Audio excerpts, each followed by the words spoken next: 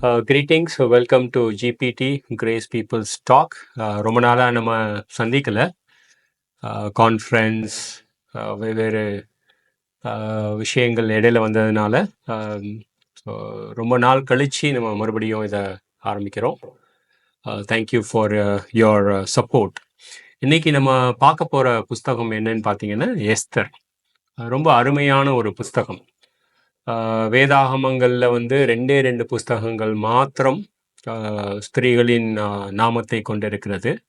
ஒன்று வந்து ரூத், அதை ஒரு ஜிபிடியில் பார்த்தோம். இன்னொரு புஸ்தகம் என்னென்னா எஸ்தர். ஸோ இந்த புஸ்தகத்தை பற்றி நம்ம பார்க்க போகிறோம். ஸோ இந்த புஸ்தகம் வந்து ரொம்ப இன்ட்ரெஸ்டிங்கான ஒரு புஸ்தகம். நிறையா சஸ்பென்ஸ் இருக்கும் இந்த புஸ்தகத்தில், நிறையா ட்விஸ்ட் இருக்கும், டேர்ன்ஸ் இருக்கும், நிறைய ஜோக்ஸ் கூட இருக்குது. சம்டைம்ஸ் நீங்கள் அந்த ஜோக்ஸை வந்து 2-3 தடவை படிச்சுட்டு பார்க்கும் பொழுது உங்களுக்கே சிரிப்பு வரக்கூடிய வகையில் வந்து கர்த்தரானவர் நிறைய ஜோக்ஸை இந்த இடத்துல அனுமதிச்சிருக்கிறாரு. இந்த புக்கில் இருக்கிற கேரக்டர்ஸ் மொத்தமாக 5 கேரக்டர்ஸ்னு சொல்லுவாங்க. நம்பர் 1 அகஸ்வேரு. இந்த ராஜா வந்து இந்தியாவிலிருந்து எத்தியோப்பியா வரைக்கும் உள்ள எல்லா பிரதானங்களுக்கும் 127 நாடுகளையும் ஆண்டு கொண்டிருந்த ஒரு பெரிய பவர்ஃபுல் மோனார்க். பயங்கரமான அவர் நினைச்சா என்ன வேணா பண்ணலாம், லாவை பாஸ் பண்ணலாம், அந்த மாதிரியான ஒரு கேரக்டர். ஸோ அகஸ்வேருவை பற்றி யோசிக்கும் பொழுது நீங்கள் அந்த மாதிரி யோசித்து பாருங்கள். நீங்கள் ரெண்டாவது வந்து அவனுடைய மனைவி, அவருடைய பேர் வந்து வஸ்தி. அந்த ஒரு கேரக்டரும் இந்த புஸ்தகத்தில் இருக்குது. மூணாவது வந்து ஆமான் அப்படின்ற ஒரு நபர். ஸோ இந்த நபர் வந்து யூதர்களை வெறுக்கக்கூடிய, யூதர்களுக்கு வில்லனாக வரக்கூடிய ஒரு கேரக்டர். 3வது அதிகாரத்தில் அவனை பற்றி பார்ப்பீங்க நீங்கள். மோர்தேக்காய், ஒரு பயபக்தி உள்ள, பக்தி வைராக்கியம் உள்ள ஒரு யூதன். அதுக்கப்புறம் வந்து எஸ்தர், இந்த நபர், அந்த புஸ்தகத்தினுடைய பேரை கொண்ட இந்த ஒரு நபர். ஸோ இந்த 5 கேரக்டர்ஸ் இருக்காங்க அப்படின்னு வந்து நம்ம அடிக்கடி கேட்போம் நம்ம. பட் ஆனால் 6வது ஒரு கேரக்டர், அந்த கேரக்டர் யாருன்னு கேட்டிங்கன்னா கர்த்தராகிய தேவன்.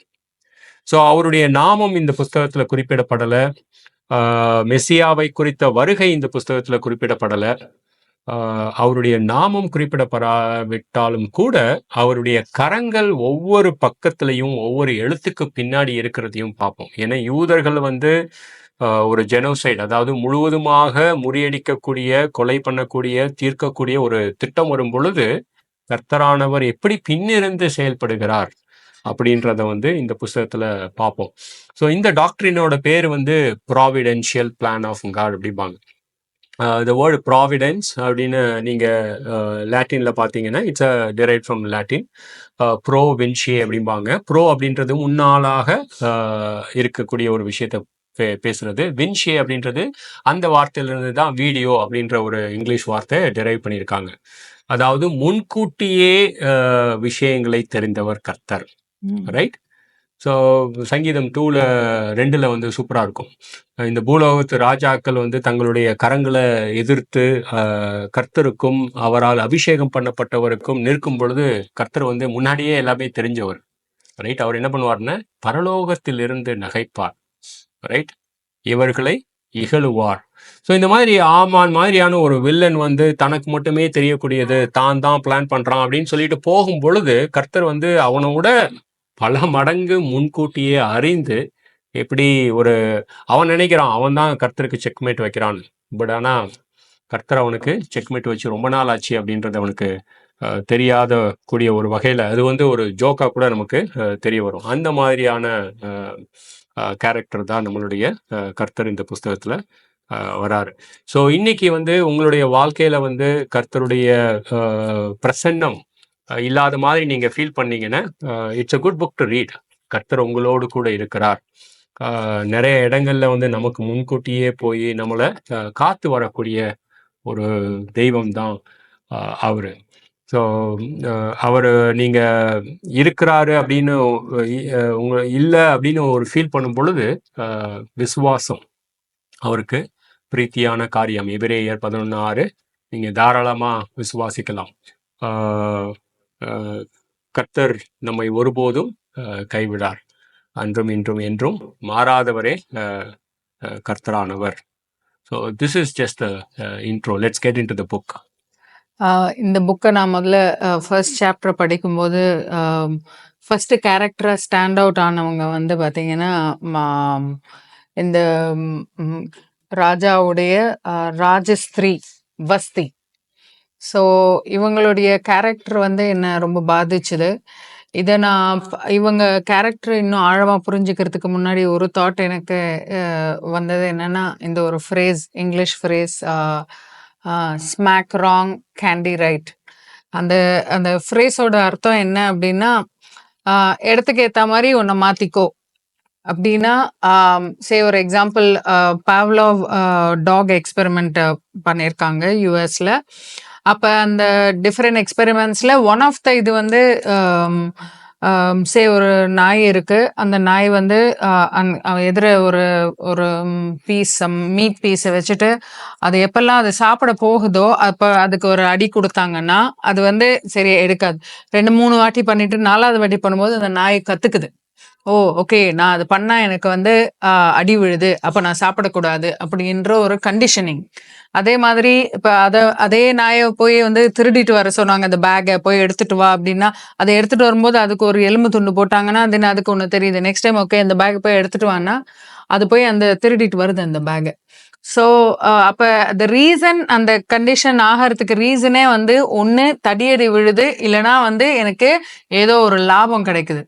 ஸோ நிறைய time most of the people in the world including believers condition ஆகிற மைண்ட் கான்ஷியன்ஸ் எப்படி கண்டிஷன் இந்த இந்த பிரபஞ்சத்தின் தேவனாகிய சாத்தான் எப்படி கண்டிஷன் பண்ணியிருக்கான்னு பார்க்கும்போது, உனக்கு இடத்துக்கு ஏற்ற மாதிரி மாத்திக்கோ, ஸோ தட் உனக்கு ஏதோ பெரிய பாதிப்பு வரக்கூடாது. உனக்கு பிளெஸ்ஸிங்காக வரணும், அதே நேரம் வாட் நீ தப்பு பண்ணும்போது எஸ்கேப்பும் ஆயிடணும் அப்படின்ற ஒரு பிரின்சிபலை வந்து அவன் நிறைய இருதயங்கள்ல நமக்கே நிறைய ஏரியாஸ் இன் லைஃப்ல அந்த மாதிரியான கண்டிஷனிங் கான்ஷியன்ஸ் இருக்கு. கான்ஷியன்ஸ் ஆஃப் கன்வீனியன்ஸ்ன்னு சொல்லலாம். கன்வீனியன்ட்டா எனக்கு ஏற்ற மாதிரி.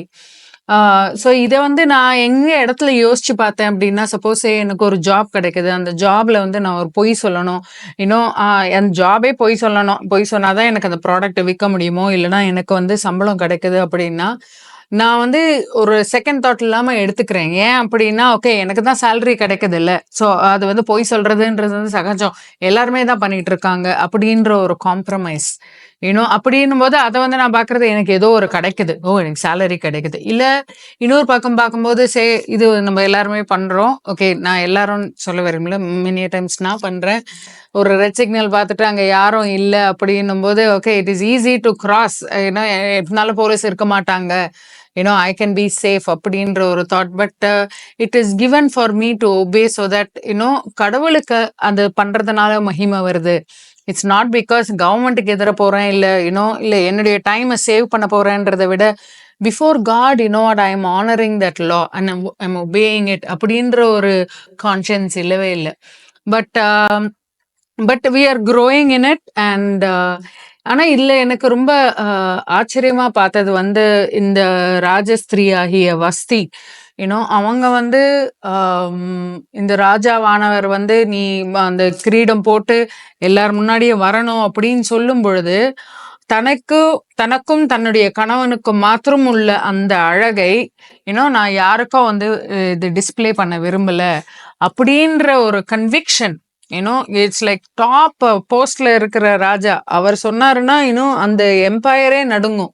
அப்பேற்பட்ட ராஜாக்கே வந்து அவங்க வந்து நோ அப்படின்ற ஒரு கன்விக்ஷனோட அவங்க கண்டிப்பா ஒரு விளைவுகளை எதிர்பார்த்திருப்பாங்க. தெரியும் ராஜாவே எதுக்குறோம், சம்டைம்ஸ் உயிர் கூட போகலாம், பட் அவங்களுக்கு அந்த பயம் இல்லை.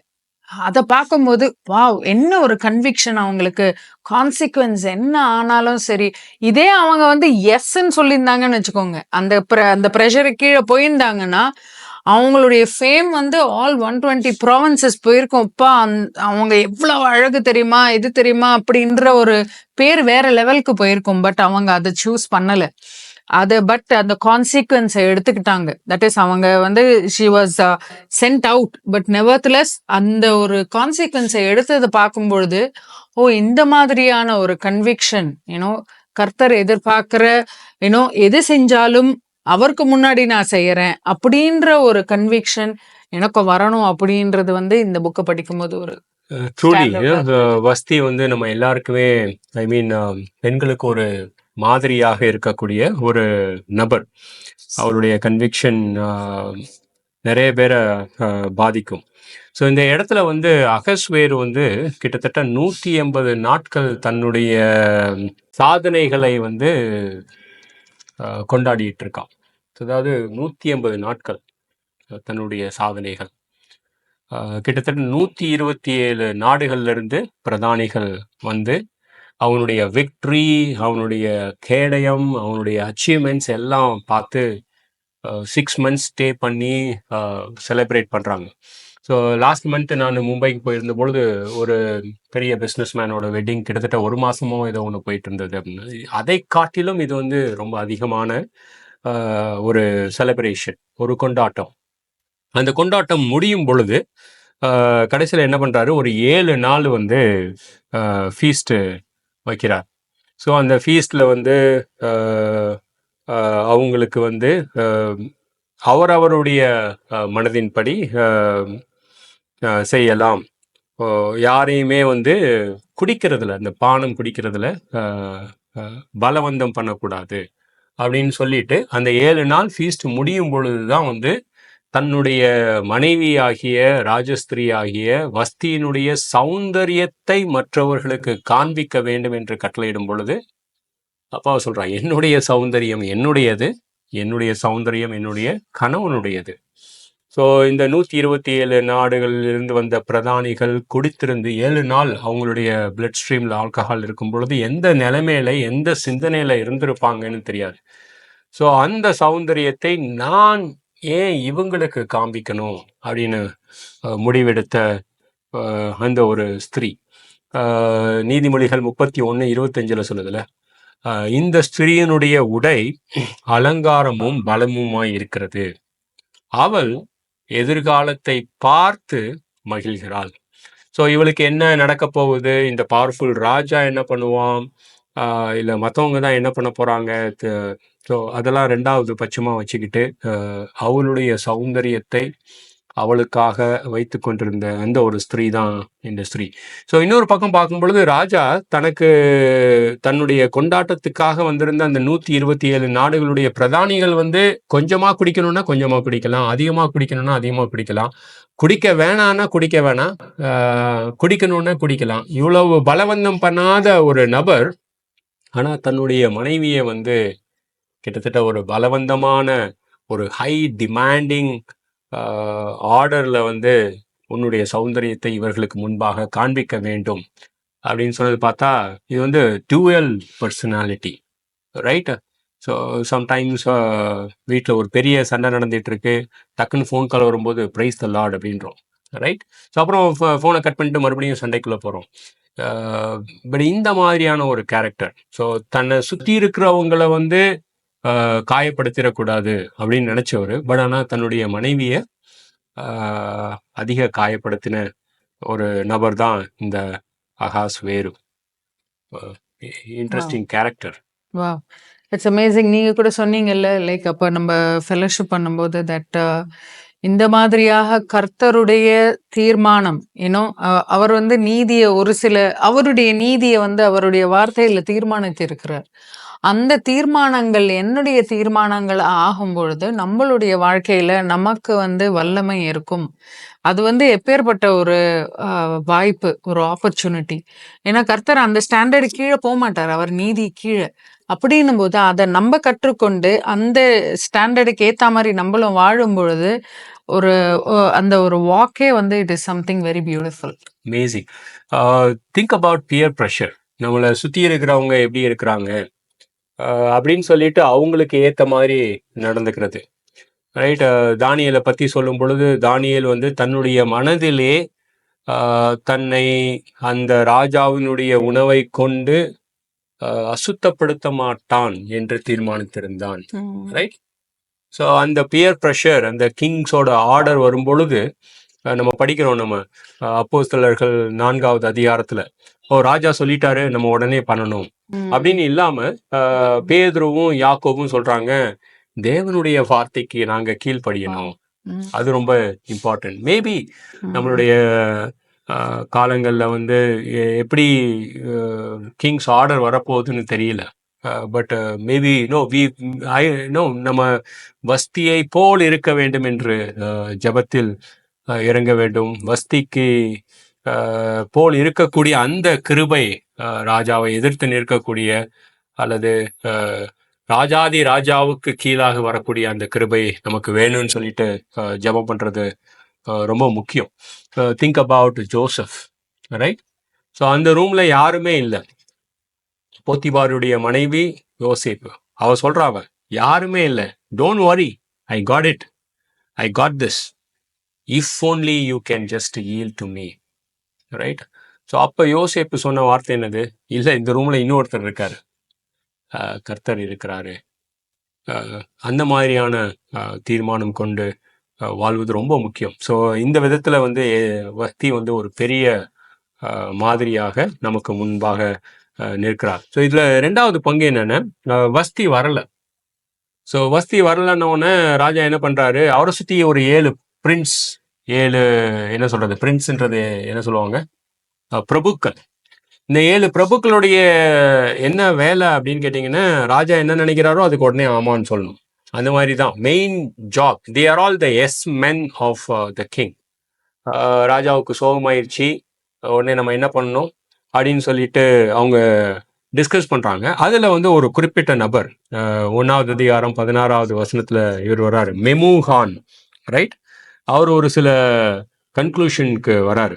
ஸோ ராஜஸ்திரீ ராஜா கூப்பிட்டு இந்த குடிகாரங்களுக்கு முன்னாடி வராம போனதுனால என்ன ஆச்சு அப்படின்னு சொல்லிட்டு அவர் ஒரு கன்க்ளூஷன் வர்றாரு. இந்த மாதிரியாக நடந்ததுனால என்ன நடக்கும் அப்படின்னு பார்த்தீங்கன்னா, ஐ ரீட் தட் வேர்ஸ். 17வது வசனம், ராஜாவாகிய அகஸ்வேரு ராஜஸ்திரீயாகிய வஸ்தியை தமக்கு முன்பாக அழைத்து வர சொன்ன பொழுது அவள் வரமாட்டோம் என்கிற செய்தியை எல்லா ஸ்திரீகளுக்கும் பிரசித்தமானால் அவர்களும் தங்கள் புருஷர்களை தங்கள் பார்வையில் அற்பமாய் எண்ணுவார்கள். ஐ திங்க் இது வந்து classic example for overreaction, right. Maybe மெமுகானுடைய மனைவிக்கும் மெமுகானுக்கு என்ன பிரச்சனைன்னு தெரியல. ராஜஸ்திரீ வரல, ஸோ அதனால எல்லா ஸ்திரீகளும் தங்களுடைய புருஷர்களை அற்பமாக எண்ணுவார்கள். இது வந்து ஒரு பெரிய ராங் கன்க்ளூஷன். வேற மாதிரி கூட நினைக்கலாம், எல்லா ஸ்திரீகளும் ராஜஸ்திரியை போல இருக்க வேணும். பாரு, அவ அந்த இடத்துல கூட அந்த ப்ரெஷருக்கு கீழ்ப்படியல, தன்னுடைய சௌந்தரியத்தை எல்லாருக்கும் முன்னாடி காமிக்கல, நானும் அப்படி இருக்கணும் அப்படின்னு கூட அவங்க நினைச்சிருக்கலாம். அப்படி இல்லைன்னா எல்லா புருஷர்களும் ராஜஸ்திரியை பார்த்துட்டு இல்லை ராஜாவை பார்த்துட்டு நம்மளும் இந்த மாதிரி ஹைலி டிமாண்டிங்கா இருக்கக்கூடாது, காயப்படுத்தக்கூடாது தனி, அந்த மாதிரி கூட மேபி மெமுகான் வந்து தன்னுடைய மனைவிக்கு ஒரு சிக்னல் அனுப்பணும்னு நினைச்சான். அவன் என்ன பண்ணா, அந்த ராஜாவினுடைய மோதிரத்தை வச்சு ஒரு ஒரு கட்டளையை பிறப்பிச்சிட்டான். ஸோ நீங்கள் பெர்சிய நாடு, பெர்சிய எம்பையரை பற்றி பார்க்கும் பொழுது லா வந்து ரொம்ப ரொம்ப முக்கியம். அவங்க வந்து ஒரு தடவை ஒரு லாவை போட்டுட்டாங்கன்னா அந்த லாவை அவங்க மாற்ற முடியாது. ஸோ அந்த மாதிரி இந்த புஸ்தகத்தில் பார்ப்பீங்க நீங்கள், தானியேலுடைய எதிராக வந்த லாவாக இருக்கட்டும், இல்லை யூதர்களை அழிக்கக்கூடிய லாவாக வந்துட்டோம். ஸோ இந்த லா வந்து நான் எப்படி பார்க்குறேன்னு, ஒவ்வொரு குடும்பத்திலையும் இருக்கக்கூடிய அந்த திருமணத்துக்கு சாத்தானினால் பிறப்பிக்கப்பட்ட ஒரு லான்னு கூட சொல்லலாம், ரைட். ஸோ அப்போ 1வது அதிகாரம் 22வது வசனம் பார்க்கும் பொழுது இந்த ஒரு திட்டத்தை பார்த்ததுக்கு அப்புறம் எந்த புருஷனும் தன் வீட்டுக்கு தானே அதிகாரியாக இருக்க வேண்டும் என்னும் இதை அந்தந்த ஜனங்களுக்கு அவர்களுடைய பாஷையில் பிரதிஷ்டம் பண்ண வேண்டும் என்று அந்த நாட்டில் வழங்குகிற அச்சரத்திலும் அந்தந்த ஜாதியார் பேசுகிற பாஷையிலும் ராஜாவின் சகல நாடுகளுக்கும் கட்டளை எழுதினார். அதாவது புருஷன் அதிகாரியா இருக்கணும். கமான், இந்த விதத்திலேயா ஒரு புருஷன் அதிகாரியா இருக்கிறது? நம்ம கர்த்தருக்கு கீழ்ப்படுகிறோம். பட் ஆனா கர்த்தர் வந்து இந்த சப்மிஷன் அப்படின்ற வார்த்தையை வந்து எப்படி கனப்படுத்துறாருன்னா, he he he sanctifies the word submission through sacrificial love. அதாவது கர்த்தருக்கு கீழ்ப்படுகிறது அப்படின்றது ஒரு கட்டாயப்படுத்தி எனக்கு கொடுக்கக்கூடிய ஒரு கட்டளையா இல்லாம, தன்னை தானே எனக்காக கொடுத்த அந்த கர்த்தருக்கு நான் கீழ்ப்படுகிறேன். அந்த அன்பான அந்த அவரு பலி கொடுத்த தன்னைத்தானே பலி கொடுத்ததுனால நான் அவருக்கு கீழ்ப்படுகிறதுன்றது ரொம்ப ஆட்டோமேட்டிக்கா வரக்கூடிய ஒரு விஷயம். ஸோ இன்னைக்கும் இந்த மாதிரியான சிக்னல்ஸ் ரைட், அந்த கட்டளை பிறப்பிக்கப்பட்டது ஒவ்வொரு நாட்டிலும் அவரவர்களுடைய மொழியிலே, அச்சரத்திலே, அவர்களுடைய பாஷையிலே இந்த கட்டளை. அதாவது கணவன் என்ன செஞ்சாலும் சரி, உடனே அந்த கணவனுடைய ஹை டிமாண்டிங்க்கு வந்து மனைவி உடனே செயல்படணும் அப்படி. ஸோ இந்த மாதிரி மீடியா வழியா வந்து நிறையா மெசேஜஸ் கம்யூனிகேட் ஆகிட்டு இருக்கு. ஸோ இதை பார்த்துட்டு எவ்வளோ பேர் என்ன நினைச்சாங்கன்னு தெரியல. So that is one point.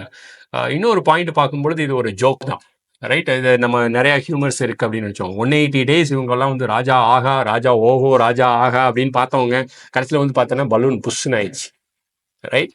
So கடைசியில் ஐயோ இவருக்கு வீட்லேயே மரியாதை இல்லை போல இருக்கு அப்படின்னு, ரைட். பட் ஆனால் அந்த மாதிரி நினச்சிருக்க வாய்ப்பு இருக்குது. பட் த ஹை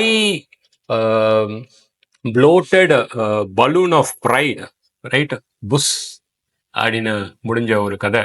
அவனுடைய மனைவி அவனுக்கு ஒரு சின்ன ரெசிஸ்டன்ட் கொடுக்கும் பொழுது கமான் வேக்கப் அப்படின்னு சொல்லிட்டு, ஸோ அந்த ஒரு ஜோக்கை நம்ம பார்க்குறோம். அதே அந்த மீட்டிங்கில் வெயிட் பண்ணிட்டு ராஜஸ்திரி வருவாங்கன்னு வெயிட் பண்ணிட்டு இருந்தவங்க உடனே கொஞ்சம் நேரம் கழிச்சு ஐயோ வரலையா என்னாச்சு அப்படின்னு, ஓ அப்போ இவ்வளோ நாள் பார்த்த அந்த அச்சீவ்மெண்ட்லாம் என்ன அர்த்தம் அப்படின்னு கூட அவங்க யோசிக்கக்கூடிய ஒரு வாய்ப்பு. ஸோ அடுத்த வாரம் நம்ம வந்து எஸ்தரை பற்றி பேச போகிறோம். எஸ்தரை பற்றி பேசும்பொழுது ஒரு சின்ன ஒரு பீஸ் ஆஃப் இன்ஃபர்மேஷன், அனாதை, ரைட். ஸோ அந்த வார்த்தை சொல்லும்போது உங்களுக்கு என்ன ஞாபகம் வருதுன்னு தெரில. தாய் தந்தை இல்லாத ஒரு பெண், ரைட். அவளுக்கு என்னென்ன ஆசைகள் இருந்திருக்குன்னு தெரில. சடனாக வந்து அவளை தூக்கிட்டு பேலஸ்குள்ளே கூப்பிட்டு போயிடுறான், ரைட். ஸோ ஒரு கன்னி அப்படின்னு சொல்லிட்டு ராஜாவுடைய மனைவி ஆக போறேன்னு சொல்லிட்டு அவளுடைய விருப்பங்களுக்கு எதிராக கூட இருந்திருக்கலாம். அவ வந்து அந்த ஒரு விக்டிம் மென்டாலிட்டியோட, ஓ எனக்கு நான் அதை என்னைய கர்த்தர் கைவிட்டுட்டாரு, இப்போ பாரு என்னுடைய விருப்பத்துக்கு எதிராக வந்து நான் அரண்மனைக்குள்ளே இருக்கிறேன் அப்படின்லாம் ஒரு நெகட்டிவான ஒரு பிட்டர்னஸ், ஒரு கசப்பான வேர் இல்லாமல் அவ எல்லாத்தையுமே ரொம்ப பாசிட்டிவாக கர்த்தரோட கூட இருக்கிறத பார்த்துட்டு கர்த்தர் அவளை கொண்டு யூதர்களை காக்கக்கூடிய வகையில் அவள் செயல்பட்டாள். அந்த மாதிரியான ஒரு நபர் தான். ஸோ எவ்வளோ பேர் நம்மளை நாமே டிஸ்கவுண்ட் பண்ணிப்போம். ஐயோ நான் வந்து இந்த ஊரில் பிறந்தேன், என்னையெல்லாம் கர்த்தர் பயன்படுத்த மாட்டார், right. So please to not discount your self.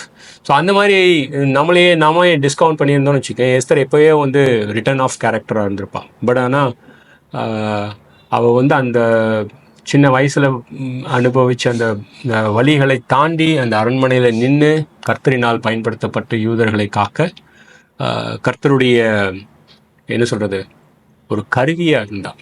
So அவளை பற்றி நம்ம பார்ப்போம். தேங்க்யூ ஸோ மச் ஃபார் வாட்சிங். God bless you. Take care.